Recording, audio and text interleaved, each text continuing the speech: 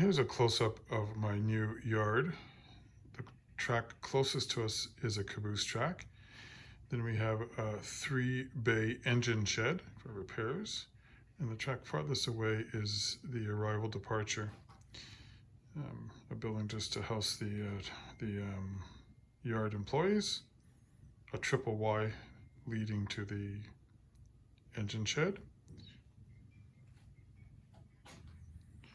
Top we see the runaround track, which will allow me to get my cabooses out or get my engines out to get to the head of a train.